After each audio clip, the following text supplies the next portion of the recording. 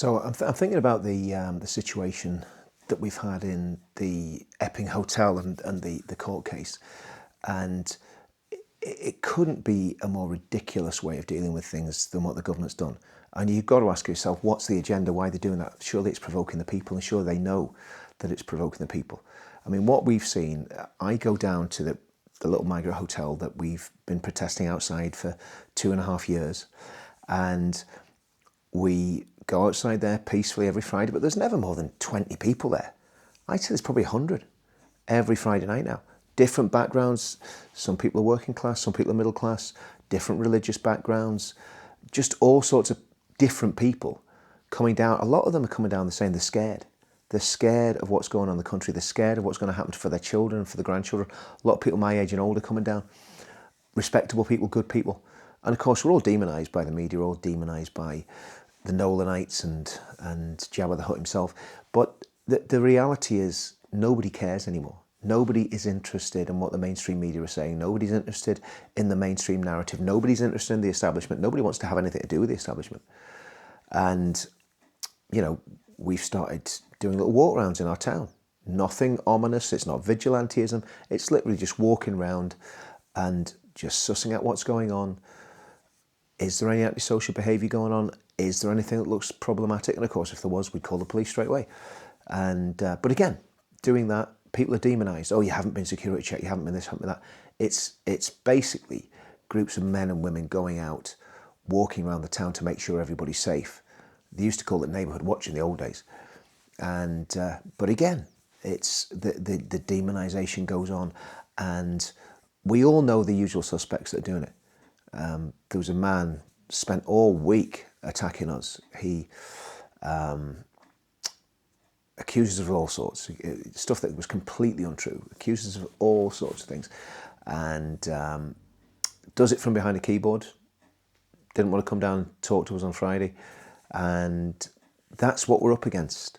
And it's wearing, it's boring, it's tiring, but we're making progress. We're making progress. And again, I always like to give people ideas of what they can do and give people a little bit of hope.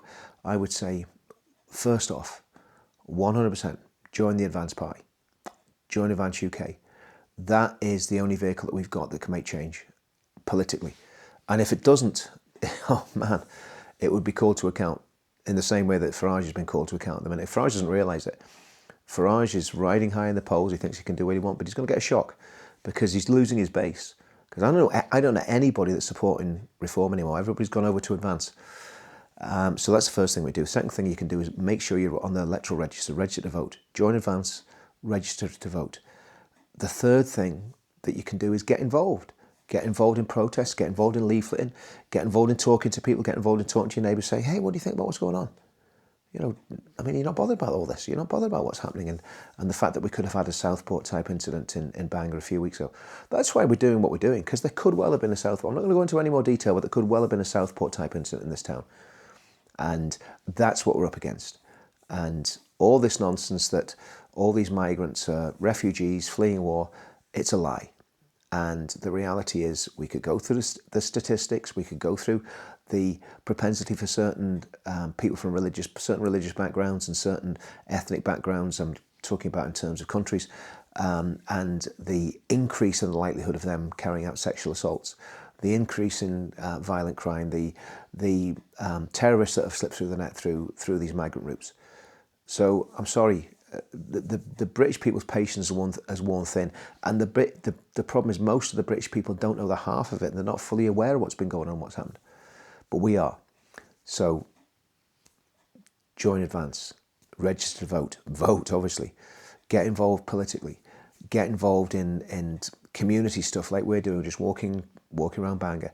You know, get outside the local migrant hotel, do your protests, go to demos, become vocal online, all of those things. But most of all, and this is where many of us have gone wrong, look after your family, reconnect with your faith, and make sure that you know why you love your country and you understand at least something of this country's Christian heritage. And as Queen Victoria said when she held the Bible in her hand in front of her, I think it was an African or an Indian prince, when he asked her what made this country great. and she said, "This book made this country great."